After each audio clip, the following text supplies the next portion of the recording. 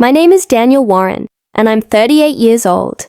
I've always been the quiet one in my family, the one who preferred books to boardrooms, the one who never quite fit the mold my father had cast for the Warren name. The family meeting was held on a grey Sunday afternoon in November, in my father's study, with its leather chairs and the smell of old cigars. My father, Richard Warren, sat behind his massive mahogany desk like a judge at sentencing. My older brother Marcus stood by the window, arms crossed, wearing that familiar smirk. My mother sat in the corner, silent as always, her hands folded in her lap. "Daniel," my father began, his voice heavy with disappointment. "I've given this a great deal of thought. Your work at the company has been adequate at best. You lack ambition. You lack the Warren drive. Effective immediately. I'm removing you from the family business. You'll receive nothing further from the Warren estate." The words hung in the air like smoke. Marcus couldn't hide his satisfaction. This was what he'd wanted all along, the company to himself, the inheritance unshared. I felt my mother's eyes on me, sad and apologetic, but she said nothing. She never did. "I understand," I said quietly, standing up. And strangely I did. I'd never wanted this life anyway. I'd spent years trying to be someone I wasn't, trying to earn approval that would never come. I walked out of that study, out of that house, and didn't look back. I drove to the small non-profit I'd been working at on weekends for the past 3 years, a place called Community Bridges. We helped low-income families with job training, housing assistance, and educational programs. It wasn't glamorous. It didn't pay well, but it mattered. My assistant director, Helen Martinez, was there when I arrived. She was 56, a grandmother with silver-streaked hair and eyes that had seen both hardship and hope.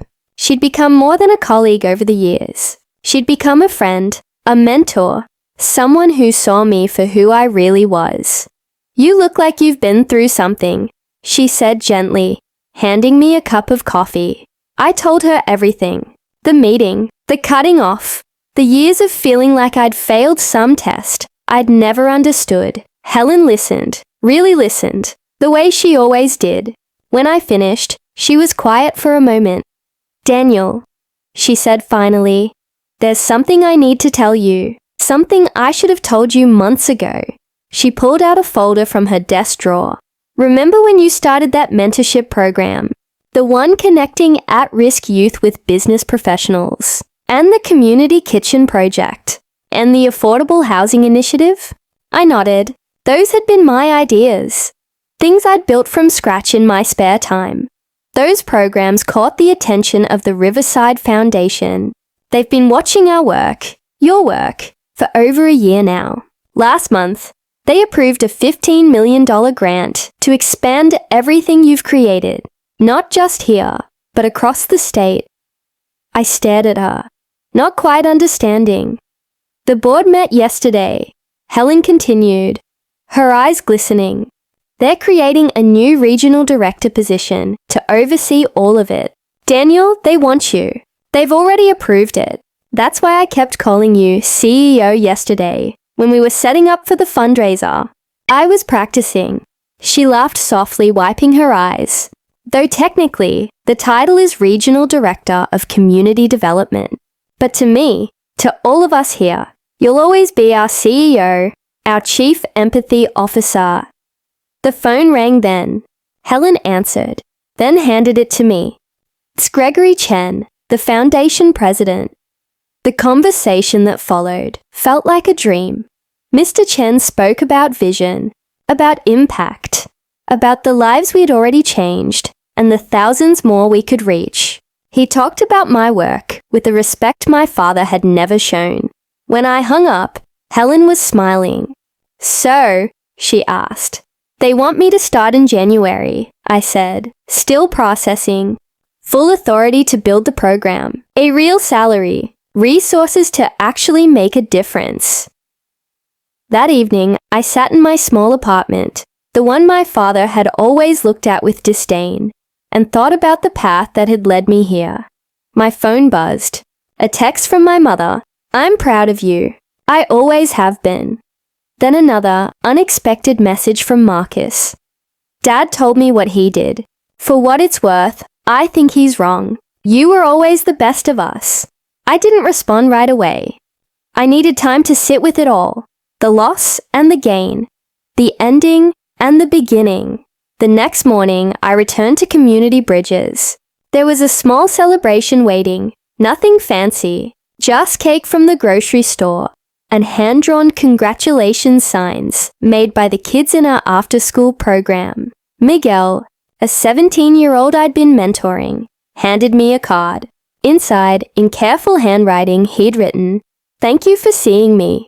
Thank you for believing I could be more. You changed my life." That's when it hit me. Real wealth isn't measured in stock portfolios or family estates. It's measured in moments like these. In lives touched, in hope restored, in communities rebuilt one person at a time. Helen stood beside me, watching the celebration with that warm smile of hers. "You know what I've learned in my 56 years?" she said quietly. "The people who inherit success rarely know what to do with it, but the people who build it themselves, they know its true value. They know how to share it." She was right. My father had cut me off from his world, thinking it was a punishment, but he'd actually set me free to find my own. 3 months later, I ran into Marcus at a coffee shop. He looked tired, stressed. The company was struggling under his leadership, he admitted. Dad was breathing down his neck constantly. "You look happy," he said, and there was no resentment in it, just observation. "I am," I told him honestly.